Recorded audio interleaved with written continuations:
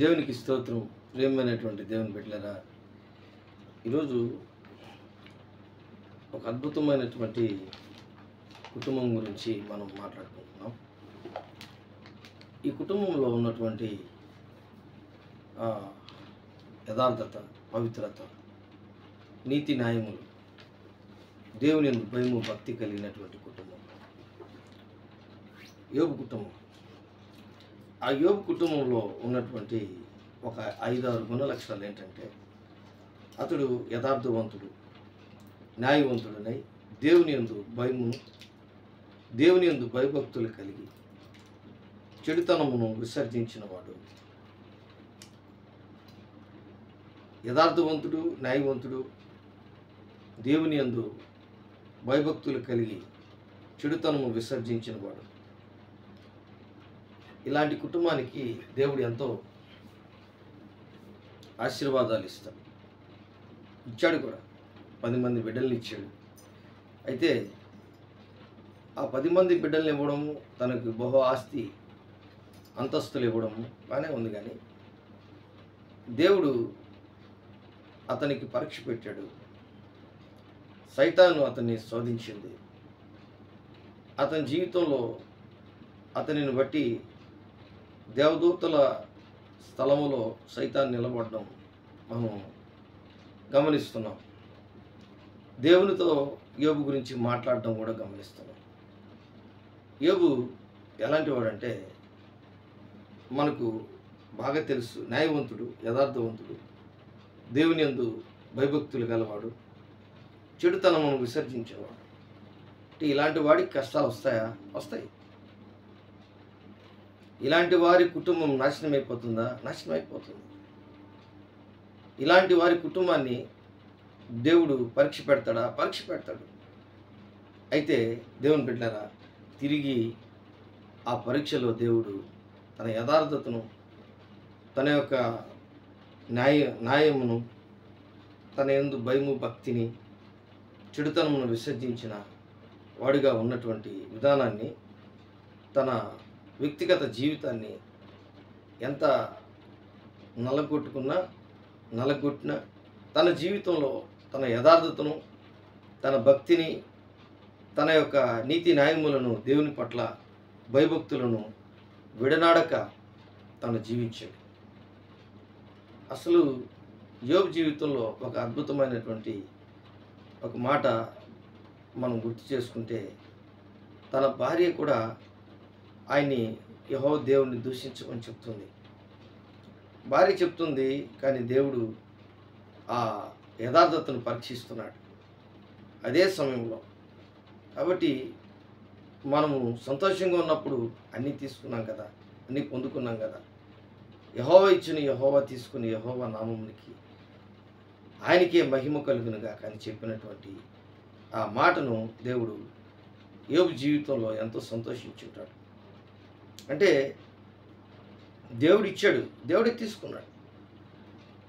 అది ఆ యథార్థతలో ఉన్నటువంటి మాట. మనం సంతోషంగా ఉన్నప్పుడు సంతోషించాం కదా అని చెప్పడం. తన స్నేహితులు వచ్చారు. స్నేహితులు వచ్చి ఏం చెప్పారు?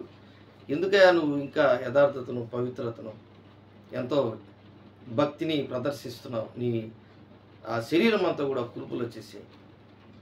ఆయన ఒక మాట అంటాడు, నా దినములన్నీ కూడా ఆ యుద్ధ దినములు కావా? అంటే తన జీవితం, తన యొక్క జీవితంలో జీవించినటువంటి తన బ్రతుకు దినములన్నీ కూడా యుద్ధ దినములతో పోల్చుకున్నాడు. ఆ సమయంలో ఆ 7 దినాలు ఆ యోబుకి ఉన్నటువంటి స్నేహితులు మట్టి పోసుకొని, బూడిద పోసుకొని, వారు కూడా గొన్నె పట్టు కట్టుకొని యోబు ఎదుట అలాగే ఆహారం లేకుండా ఉపవాసం ఉండిపోయారు. అంటే అంత గొప్ప భక్తుడు, అంత గొప్ప వ్యక్తి ఇలాగ అయిపోయాడనే బాధ. ఆయన శరీరము కురుపులు వచ్చేసి కుక్కలు నాకడం అది ఇంకా ఘోరమైనటువంటి విషయం. అతను ఆ బాధను తట్టుకోలేక ఆ పగిలిపోయినటువంటి చిల్లపెంకులు తీసుకొని ఆ కురుపులను గీరుకోవడం, ఇవన్నీ ఎంతో మనం దేవుని వాక్యాన్ని మనం చూస్తూ ఉన్నాం. అంటే ఒక వ్యక్తికి అద్భుతమైనటువంటి విషయం ఏంటంటే, ఒక వ్యక్తిలో ఉన్నటువంటి ఆ గుణలక్షణాలన్నిటిని బట్టి, మంచి గుణలక్షణాలు బట్టి యోబు దేవుడిని నమ్మడం కంటే కూడా దేవుడే యోబుని నమ్మడం ఎంత గొప్ప విషయం. అది చాలా గొప్ప విషయం. యోబుని దేవుడే నమ్మాడు. సైతానికి కూడా చెప్పాడు, నా సేవకుడైన యోబు ఉన్నాడు తెలుసా అంటే, ఉజు దేశంలో ఆయనంత గొప్పవాడు లేడు, ఆయన ఆయనటువంటి మంచివాడు లేడు అన్నీ తెలుసు సైతానికి. తెలిసే నేను అందరం వెళ్ళకపోతున్నాను, కానీ నువ్వు యోబు ఇంటికి కంచి వేసావు కాబట్టి నేను ఆ ఇంటికి వెళ్ళలేకపోతున్నాను.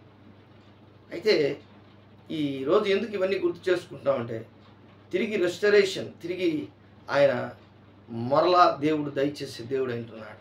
పోగొట్టుకున్నటువంటివన్నిటిని కూడా తిరిగి ఆయన దయచేసే దేవుడు అంటున్నాడు. చూడండి, ఈరోజు మనం గమనించినట్లయితే యోబు గ్రంథం 42 అధ్యాయం 10వ వచనంలో, మరియు యోబు తన స్నేహితుల నిమిత్తము ప్రార్థన చేసినప్పుడు యెహోవా అతని క్షేమస్థితిని మరలా అతనికి దయచేసాను. అంటే ఎంత గొప్ప విషయం. దేవుడికి ప్రార్థన చేసినప్పుడు మరలా ఆ క్షేమము, మంచి అన్నీ కూడా యోబుకి మరలా దయచేశాడు. మరియు యోబునకు పూర్వము కలిగిన దానికంటే 2 అధికముగా యెహోవా అతనికి దయచేసాను. ఈరోజు నీ జీవితంలో కూడా ఏదైనా డబ్బు పోగొట్టుకున్నావేమో, బంగారు పోగొట్టుకున్నావేమో, ఆస్తి అంతస్తులు పోగొట్టుకున్నావేమో, నీవు బ్రతికిన దినములన్నిటి కూడా బ్రతుకు దినములన్నిట నువ్వు పోగొట్టుకున్నటువంటి దాని గురించి కాదు, కానీ నీ దేవుడు ఎలాంటి వాడు, నువ్వు ఎవరిని పూజిస్తున్నావు, ఎవరిని నువ్వు ఆస్వాదిస్తున్నావు, ఎవరిని దేవుడిగా చేసుకుంటున్నావు, ఎవరిని నువ్వు దేవుడు ఆయన్ని పూజిస్తున్నావో, ఆయన సర్వశక్తి కలిగిన దేవుడు, శూన్యంలో సమస్తము చేయగలిగినటువంటి దేవుడు. యోబుకి ఇచ్చిన దేవుడు తిరిగి మరలా ఆయన జీవితంలో పోగొట్టుకునేవి 2 ఆయన అనుగ్రహించినటువంటి దేవుడు.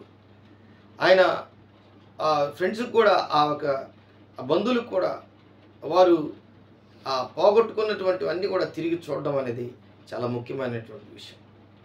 ఈరోజు నీ జీవితంలో కూడా ఏదైతే పోగొట్టుకున్నావు ఆ పరిస్థితిని తలంచుకొని బాధపడుతున్నావేమో, దుఃఖపడుతున్నావేమో, నీ జీవితంలో దాన్ని తిరిగి యేసుక్రీస్తులో నువ్వు అనుగ్రహించబడుతుంది. యేసుక్రీస్తులో నీకు తిరిగి అనుగ్రహింపబడుతుంది. ఎందుకంటే యేసుక్రీస్తుని అనుగ్రహించిన దేవుడు ఆయనతో పాటు సమస్తమును మనకు ఎందుకు అనుగ్రహించుడని దేవుని వాక్యం సెలవిస్తుంది. కాబట్టి నీలో ఉన్నటువంటి ఆ అభద్రతా భావం తీసివేసి, విశ్వాసం లేనటువంటి స్థితిని తీసివేసుకో. ఆ నమ్మకాన్ని దేవుని పట్ల నువ్వు ఎప్పుడు కూడా నిరుత్సాహం, నిస్పృహతో ఉండకూడదు. పోగొట్టుకున్నవన్నీ కూడా తిరిగి నాకు ఒక రోజుకి దేవుడు దయచేస్తాడు. ఆయనకి సమస్తము సాధ్యమని యోబు ఏ విధంగా నమ్మాడో, ఆయన జీవితంలో ఆయన అద్భుతాలు, ఆశ్చర్యకార్యాలు దేవుడు చేయగలడని ఎప్పుడైతే యోబు నమ్మాడో, అదే విధముగా దేవునికి ఆయనకి ఉన్నటువంటి సత్సంబంధాన్ని బట్టి తిరిగి అనేకమైనటువంటి గొప్ప కార్యాలు యోబు పట్ల దేవుడు చేయగలిగాడు. మనకెందుకు చేయలేకపోతున్నాడంటే, మన జీవితంలో ఒకసారి మనం ఓడిపోయినటువంటి వారంగా, నిరుత్సాహంగా, మనం నిస్పృహ కలిగి ఎందుకు ఈ జీవితం ఇలాగ అయిపోయింది అంతేలే అని చెప్పి అనుకోకూడదు. మనం ప్రార్థన చేస్తూనే ఉండాలి.